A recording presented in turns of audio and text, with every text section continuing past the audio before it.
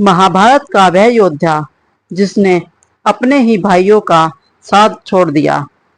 युयुत्सु की अनसुनी कहानी। जय श्री कृष्ण। राधे राधे।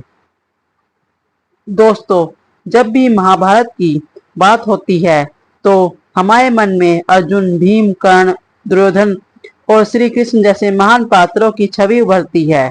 लेकिन महाभारत में कुछ ऐसे पात्र भी हैं जिनकी कहानी बहुत कम लोग जानते हैं, जबकि उनका जीवन हमें धर्म, सत्य और साहस का अद्भुत संदेश देता है।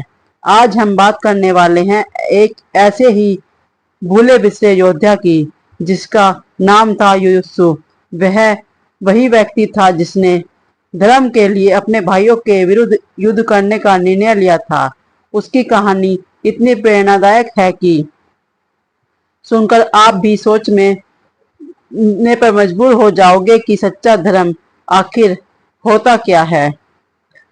युयुत्सु महाराज धृतराष्ट्र के पुत्र थे, लेकिन उनकी माता रानी गांधारी नहीं थी। वे एक वैश्य दासी के पुत्र थे। इसी कारण उन्हें कौरवों के बीच वह सम्मान नहीं मिला जो दुर्योधन और उनके भाइयों को प्राप्त था। बचपन से ही उन्होंने भेदभाव सहा, लेकिन उनके मन में कभी द्वेष नहीं आया।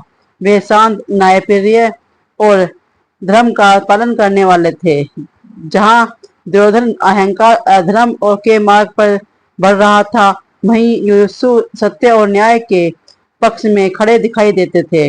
जब दुर्योधन ने पांडवों के विरुद्ध षड्यंत्र रचने शुरू किए, तब युयुत्सु उन कुछ लोगों में से थे जिन्हें यह सब गलत लगता था। कहा जाता है कि लाक्षागृह की योजना और कई अन्य षड्यंत्रों के समय भी उनके मन में पांडवों के प्रति सहानुभूति थी। वे जानते थे कि दुर्योधन का मार्ग विनाश की ओर जा रहा है, लेकिन परिवार के कारण वे मौन बने रहे। समय बीतता गया और आखिर वह दिन आ गया जब कुरुक्षेत्र का महाभारत शुरू होने वाला था। दोनों सेनाओं आमने सामने खड़ी थी। लाखों योद्धा युद्ध के लिए तैयार थे।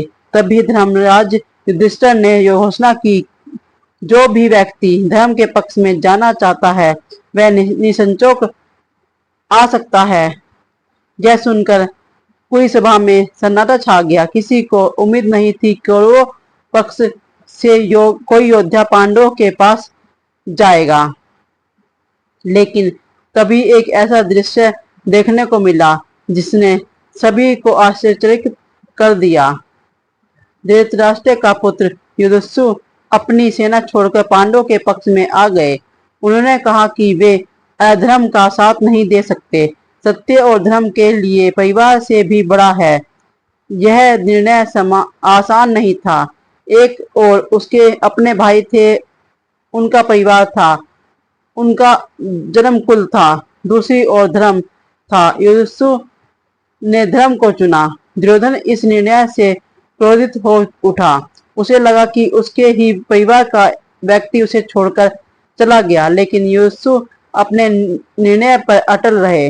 उन्होंने दिखा दिया कि सच्चा धर्म वही है जिसमें न्याय का साथ दिया जाए, चाहे उसके लिए कितनी भी बड़ी कीमत क्यों न चुकानी पड़े। महाभारत के युद्ध में युयुत्सु ने पांडवों की ओर से वीरतापूर्वक युद्ध किया। उन्होंने अनेक योद्धाओं का सामना किया और अंत तक धर्म की रक्षा में डटे रहे। जब युद्ध समाप्त हुआ तब कौरवों का लगभग पूरा वंश नष्ट हो चुका था।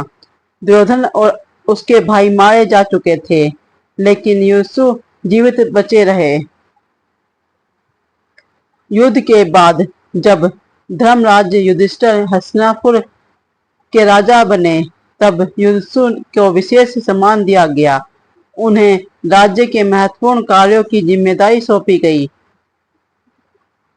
इसका कारण केवल उनका शौर्य नहीं था, बल्कि सत्यनिष्ठा और धर्म के प्रति अटूट निष्ठा थी। युयुत्सु की कहानी हमें सिखाती है कि जीवन में कई बार ऐसे अवसर आते हैं जब हमें अपने स्वार्थ, रिश्तों और भय से ऊपर उठकर सही निर्णय लेना पड़ता है। जो व्यक्ति सत्य का साथ देता है, इतिहास उसी को सम्मान देता है। युयुत्सु ने यह सिद्ध कर दिया कि जन्म से नहीं बल्कि कर्मों से व्यक्ति महान बनता है।